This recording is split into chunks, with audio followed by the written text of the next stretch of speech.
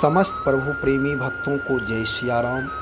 आज गोस्वामी तुलसीदास जी महाराज भक्ति प्राप्ति का सहज उपाय बता रहे हैं कि भगवान राम से प्रेम कैसे किया जाए, उसका उपाय क्या है।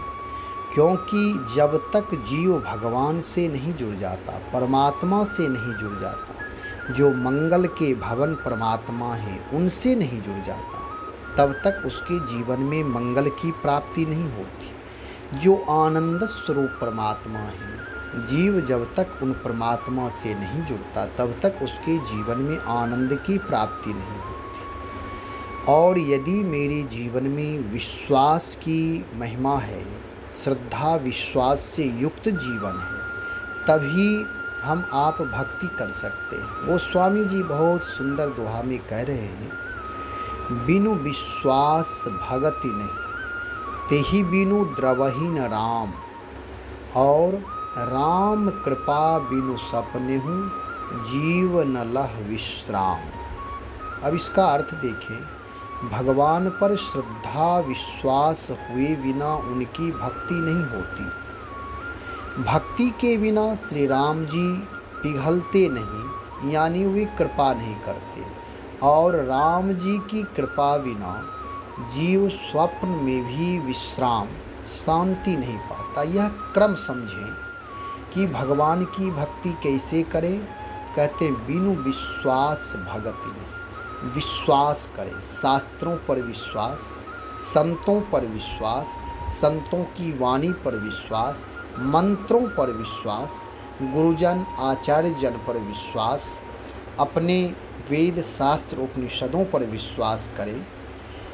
जब विश्वास करेंगे तो जो वह कह बताए हैं जिस मार्ग के द्वारा भक्ति करने के लिए, पहले उस मार्ग पर विश्वास करें कि हमारे ऋषि, हमारे आचार्य, यानी हमारे वेद शास्त्र उपनिषद जो करें वह परम सत्य है, कि भगवान की भक्ति इस विधि से करें जैसा गुरुजन आचार्यजन विद्वानजन बताएं, उस प्रकार से विश्वास पूर्वक भक्ति करें। बिनु विश्वास, जब तक विश्वास नहीं करेंगे तब तक जीवन में भाव का प्रादुर्भाव नहीं होगा। अंधविश्वास ना करें। अंधविश्वास मतलब जो जैसा कह दिया बस वैसे में लग गए, बहुतों की बात सुनते रहना, जो जैसा बता रहा है वही करते जाए, नहीं।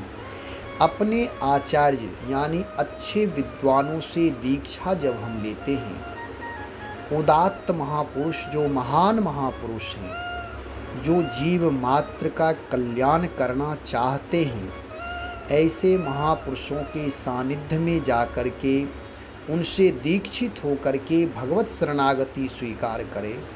पुनः हृदय प्रधान होकर अहंकार का परित्याग कर उस मंत्र का जप करें। यानी भगवत भाव का प्रादुर्भाव ही भक्ति का अवतरण है। जब हृदय प्रधान, ऐसा नहीं कि मस्तिष्क प्रधान रहे ही नहीं, मस्तिष्क प्रधान भी रहें और हृदय प्रधान भी रहें। हृदय प्रधान होने से भाव का प्रादुर्भाव होगा, और जब भगवान से भावना से हम जुड़ जाएंगे, तेहि बिनु द्रवहि न राम। जब भक्ति प्रारंभ हो जाए, जब हृदय में भाव हो जाए यानी प्रेम हो जाए, तभी भगवान राम द्रवीभूत होते हैं। और ऐसे कहते हैं, जब तक बिनु विश्वास भक्ति नहीं, और जब तक विश्वास नहीं तब तक भक्ति नहीं होगी, जब तक भक्ति नहीं तब तक भगवान राम द्रवीभूत नहीं होते। इसलिए विश्वास से युक्त होकर के भक्ति प्रारंभ करें। भगवान राम जो कण कण जन जन क्षण क्षण में बसे हुए हैं, किसी ना किसी रूप में हमसे आपसे अवश्य ही प्रेम करेंगे।